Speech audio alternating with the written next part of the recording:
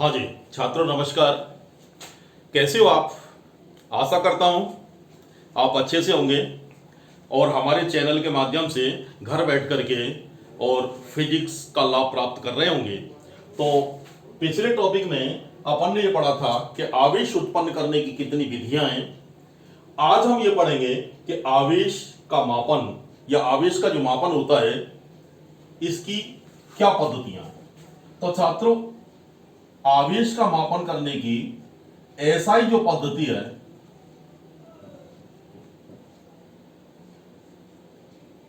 इस एसआई पद्धति में आवेश का मात्रक होता है कूलाम।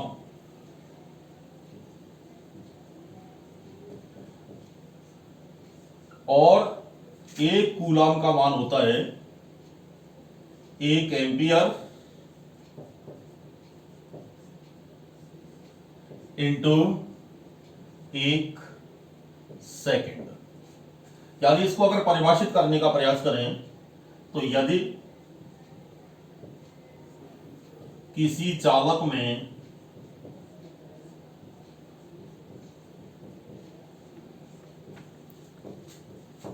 एक एम्पियर की धारा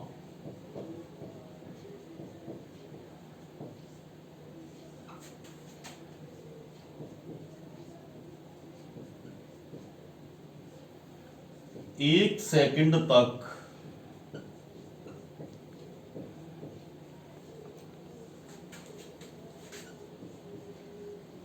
प्रवाहित हो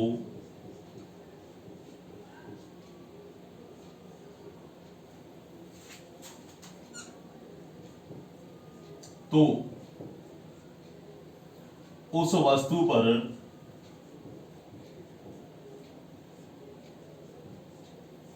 उपस्थित आवेश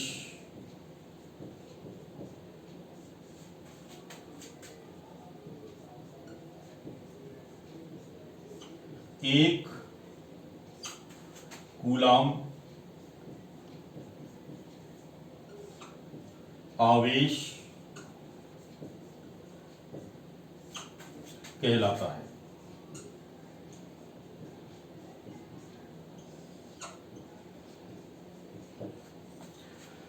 यानी एसआई पद्धति में आवेश का मात्रक कूलाम है और एक कूलाम बराबर होता है 1 एम्पियर इंटू 1 सेकेंड।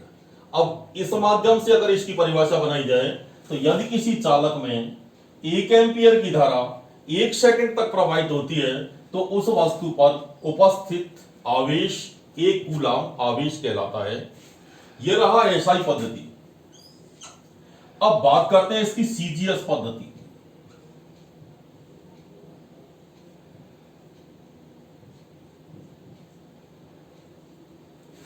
सीजीएस पद्धति में आवेश का जो मात्रक होता है वो होता है फ्रैंकलिन।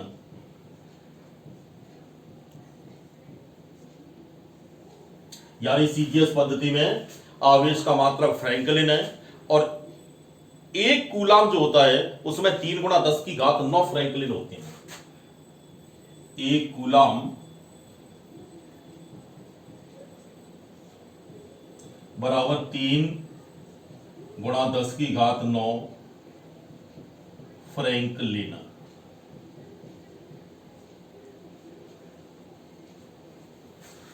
छात्रों, इसके अलावा आवेश के मापन का एक बड़ा मात्रक भी है और उसे कहते हैं फैराडे। तो आवेश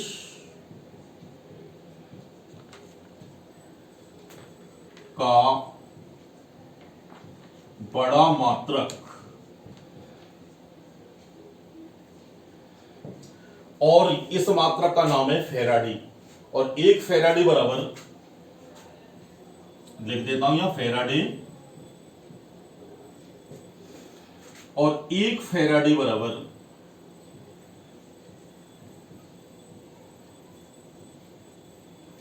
96,500 कूलाम।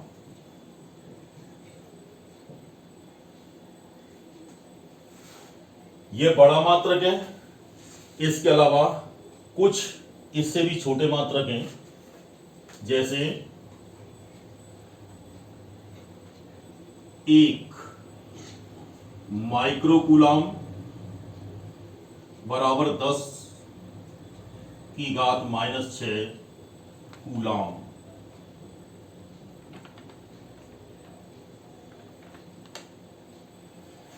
एक नैनो कूलम बराबर 10 की घात -9 कूलम। एक पिक्रोकूलम बराबर 10 की घात -12 कूलम। तो यह सब कुछ रहा आवेश का मापन। एक बार फिर रिपीट कर लेते हैं।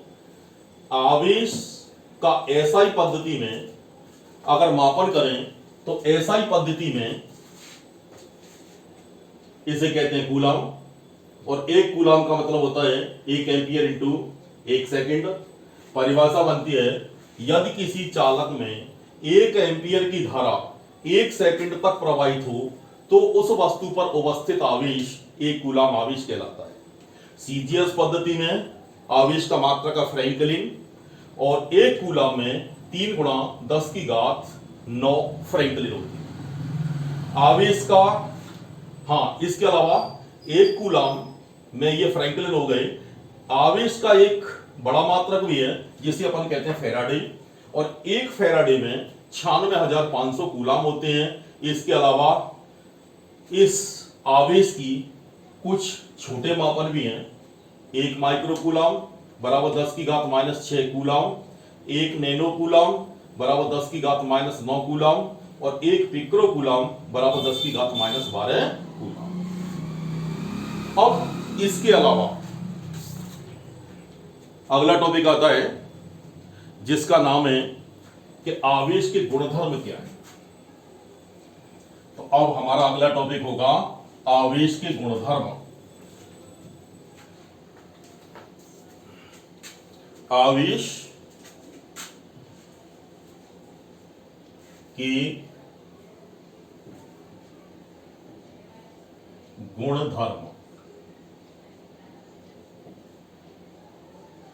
तो आवेश के मुख्य रूप से 3 गुणधर्म हैं, जिसमें सबसे पहला जो गुणधर्म है वो है आवेश की योज्यता।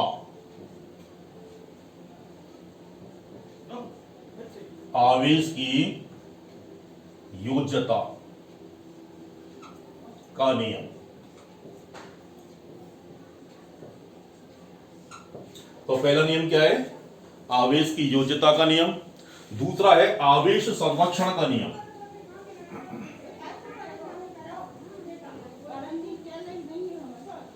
आवेश संरक्षण का नियम। तो पहला नियम आवेश की योज्यता का नियम, दूसरा आवेश संरक्षण का नियम, और तीसरा जो नियम है वो है आवेश का क्वांटीकरण। आवेश का क्वांटीकरण। तो सबसे पहले जो चर्चा कर रहे हैं आवेश की योज्यता का नियम। नंबर 1,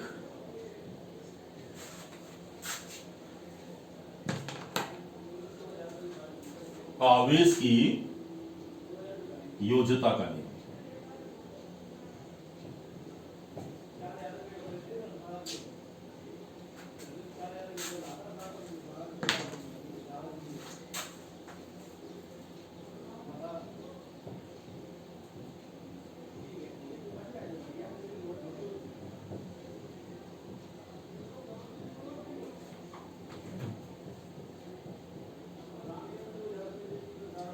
तो देखिए छात्रों, इस नियम को समझने के लिए हमें थोड़ा सा पीछे लौटना होगा, और हमने यह बात बहुत अच्छी तरीके से समझ ली है कि किसी भी वस्तु पर आवेश के आने के लिए उत्तरदायी केवल और केवल इलेक्ट्रॉन होता है, प्रोटॉन इसके लिए कहीं भी जिम्मेदार नहीं है।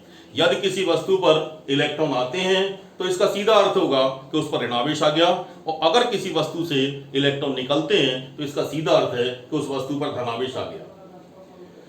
वस्तु पर वास्तव में देखा जाए तो अगर धनावेश और ऋणावेश इनकी मात्राएं बराबर हैं तो अपन वस्तु को कहेंगे उदासीन वस्तु। तो मान लीजिए किसी वस्तु पर इलेक्ट्रॉन लेने या देने के बाद प्रोटॉनों की जो संख्या है, प्रोटॉनों की संख्या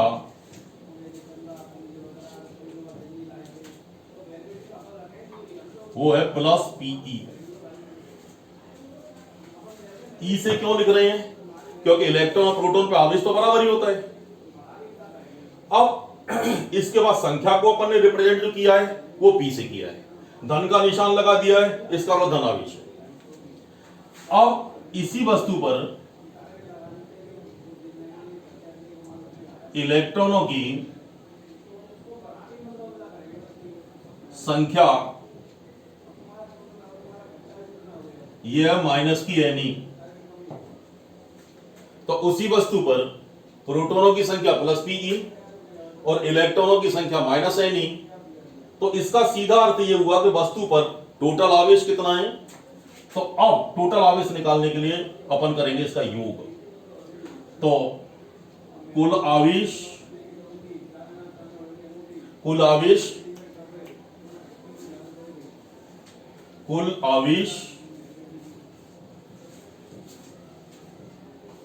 बराबर प्लस पीई और माइनस एन ई को बाहर निकाल दो तो P माइनस एन और मल्टीप्लाइड बाई ई। इस सूत्र की सहायता से हम किसी वस्तु पर उपस्थित आवेश की मात्रा निकाल सकते हैं। जैसे अब मैं एक न्यूमेरिकल एग्जांपल लूं कि मान लीजिए किसी वस्तु पर धन के 11 इकाई कितना धनावेश है, 11 इलेक्ट्रॉन के बराबर, और उस पर ऋण आवेश जो है वो मान लीजिए 9 ई के बराबर है। तो 11 ई, इस वजह से 9 ई घटाया तो बच गया हमारा प्लस का 2 ई। यानी इस वस्तु पर जो इलेक्ट्रॉनों की यानी आवेश का जो मान है वो प्लस का 2 ई है। लेकिन अगर इसका विपरीत सोचें कि वस्तु पर धनावेश प्लस का 11 ई है और ऋण आवेश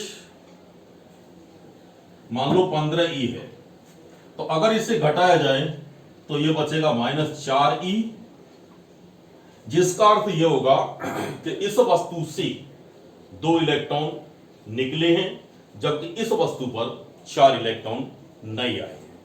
तो इस नियम को अपन कहेंगे आवेश की योज्यता का नियम। योज्यता में यही है कि वस्तु वैसे तो निरावेशित होती है, पर उस पर जो धनावेश या ऋणावेश उत्पन्न होता है उसका जो मुख्य कारण रहता है वो इलेक्ट्रॉनों का निकलना अथवा इलेक्ट्रॉनों का आना होता है। जितनी मात्रा में इलेक्ट्रॉन आएंगे उतना ऋण का आवेश उत्पन्न होगा और जितनी मात्रा में इलेक्ट्रॉन निकलेंगे उतना धन का आवेश उत्पन्न होगा। इस नियम का नाम क्या दिया था? आवेश की योज्यता का नियम। अब इसके बाद दूसरा आता है आवेश संरक्षण का नियम। आवेश संरक्षण का नियम।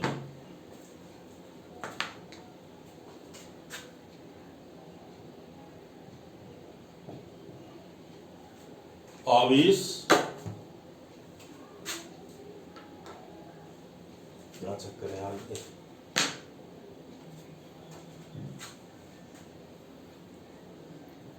आवेश संरक्षण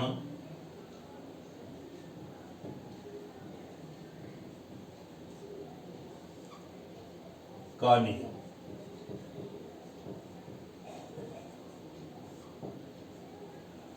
तो जैसा कि आपने पिछली क्लासेज में पढ़ा होगा ऊर्जा संरक्षण का नियम। उस ऊर्जा संरक्षण के नियम में क्या था कि ऊर्जा न तो कभी उत्पन्न होती है और न कभी नष्ट होती है, बस वो एक रूप से दूसरे रूप में बदल जाती है।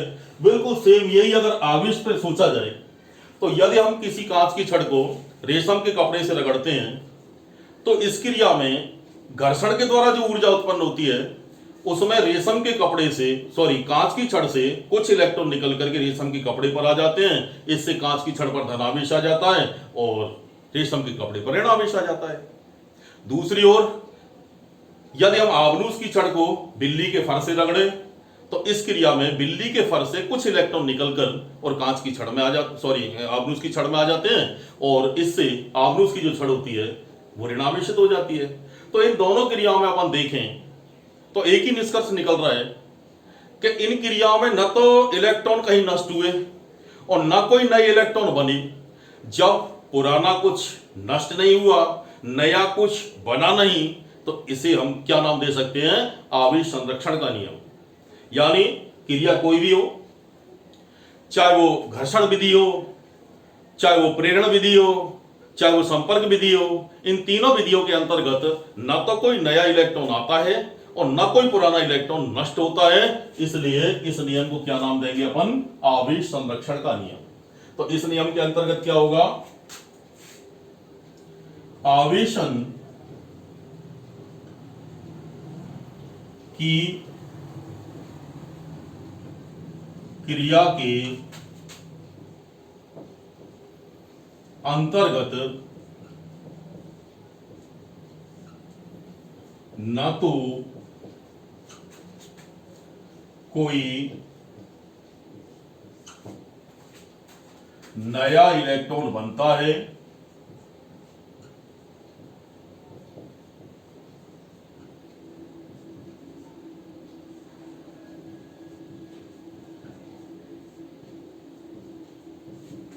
और न ही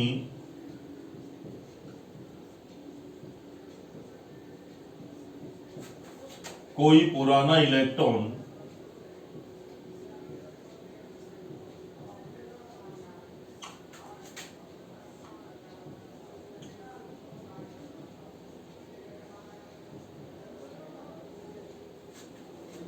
नष्ट होता है।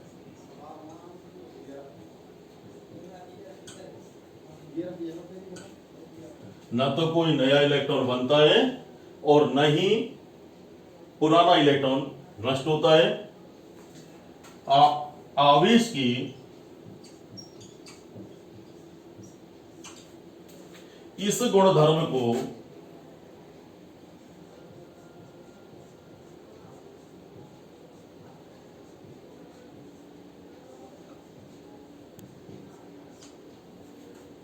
आवेश संरक्षण का नियम कहते हैं।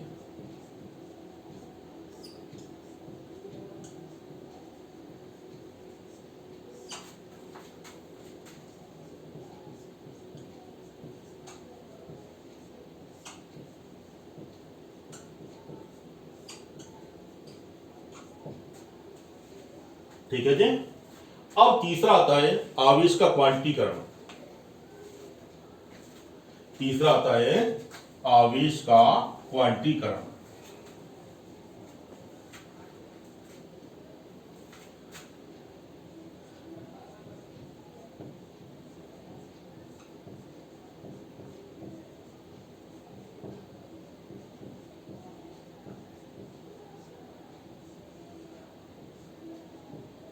तो सबसे पहले हमें यह समझना होगा कि क्वांटीकरण चीज क्या है। क्वांटीकरण का सीधा मतलब है कि यदि एक वस्तु को दूसरी से रगड़ा जाता है, जैसे एग्जाम्पल में मैं ले लेता हूं, आबनूस की छड़ है और इसे बिल्ली के फर से रगड़ा गया, तो उस बिल्ली के फर से या तो एक इलेक्ट्रॉन आबनूस की छड़ पे जाएगा, या 2 इलेक्ट्रॉन जाएंगे, या 3 जाएंगे। मैं ये मान लूं कि 1 इलेक्ट्रॉन गया, तो 1 इलेक्ट्रॉन बिल्ली के फर से और आबनूस की छड़ में गया। कितना गया? 1 इलेक्ट्रॉन। तो आबनूस की छड़ पर जो उत्पन्न आवेश होगा वो होगा माइनस का 1 गुणा 1.6 गुणा 10 की घात माइनस 19 कूलाम।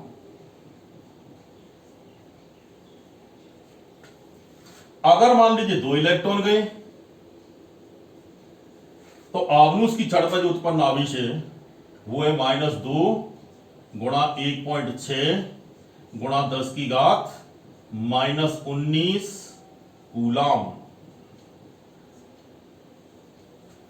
अगर 3 इलेक्ट्रॉन गए तो उसका अर्थ होगा कि आव्यूह की छड़ पर जो उत्पन्न आवेश है वो -3 गुणा 1.6 गुणा 10 की घात -19 कूलाम।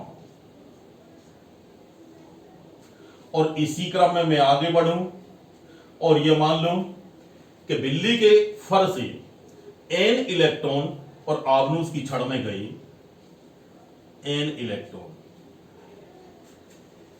तो आव्यूह की छड़ पर उत्पन्न आवेश हुआ -n गुणा 1.6 गुणा 10 की घात -19 कूलाम।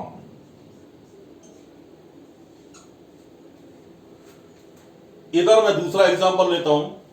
यदि मैंने कांच की छड़ को रेशम के कपड़े से रगड़ा तो कांच की छड़ के इलेक्ट्रॉन रेशम के कपड़े में जाते हैं।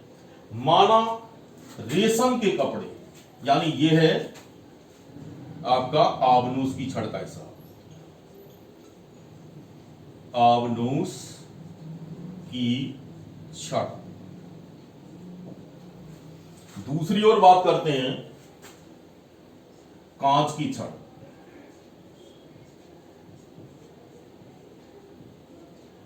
तो मान लीजिए कांच की छड़ को जब रेशम के कपड़े से रगड़ा तो ऐसी स्थिति में कांच की छड़ का केवल एक इलेक्ट्रॉन रेशम के कपड़े पर गया।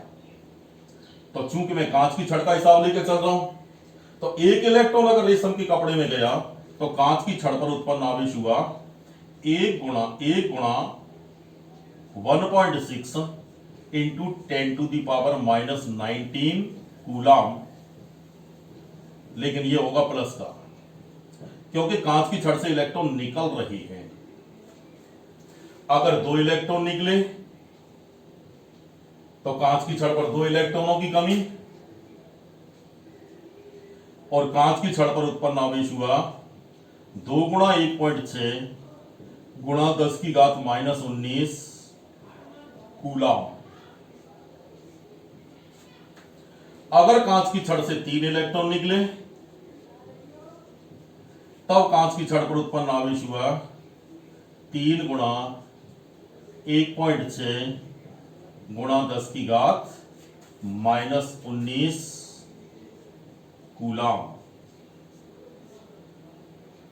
और इसी क्रम में अगर आगे चले जाएं,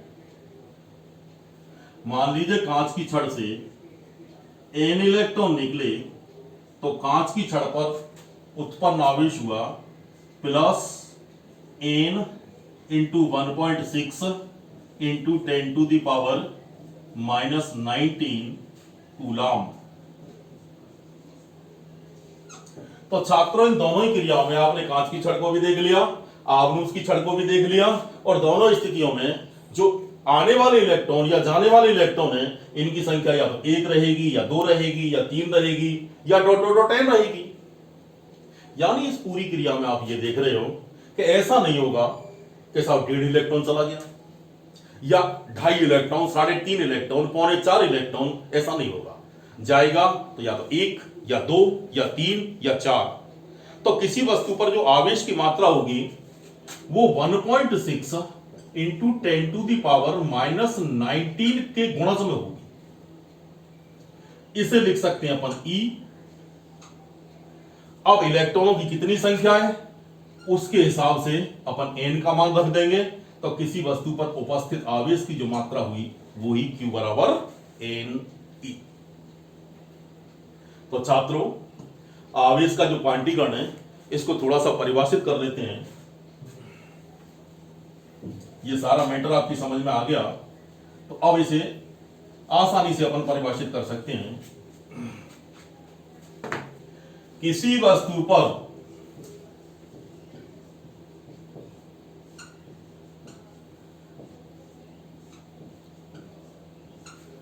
उपस्थित आवेश का मान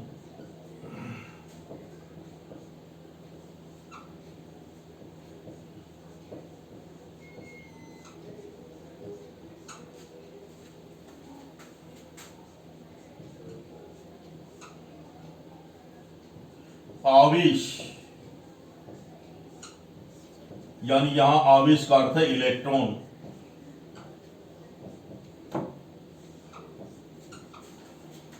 का पूर्ण गुणज होता है।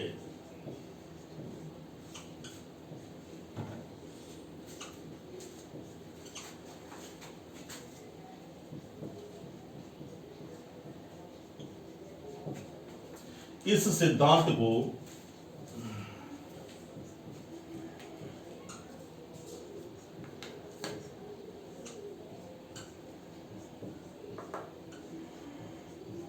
आवेश का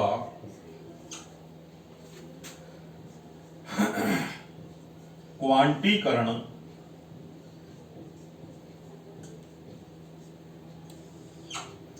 कहते हैं। और इसे व्यक्त करने का तरीका जो रहेगा वो रहेगा Q बराबर प्लस माइनस NE। तो प्रिय छात्रों, आपने आज आवेश के मात्रक, आवेश के गुणधर्म, इनकी जानकारी प्राप्त की। और अब अगला जो हमारा एपिसोड होगा उसमें कुछ न्यूमेरिकल्स के बारे में चर्चा की जाएगी। अगर आप ये चाहते हो कि हमारी क्लास इसी तरह से कंटिन्यूस चलती रहे तो आप हमारे चैनल को सब्सक्राइब करें और ये वीडियो आपको निरंतर मिलते रहें, इसके लिए बेल आइकन को दबाएं और लास्ट में लाइक करना न भूलें। फिर भी कोई परेशानी अगर आती है तो नीचे आप कमेंट में लिखें। कमेंट में आप लिखोगे तो उसका उचित होगा तो प्रॉपर जवाब भी आपको दिया जाएगा। तो ये वीडियो आपको कंटिन्यूस मिलते रहे, इसके लिए आप सब्सक्राइब करिए, लाइक करिए और बेल आइकन को जो बटन है ना उसको भी दबाइए। धन्यवाद।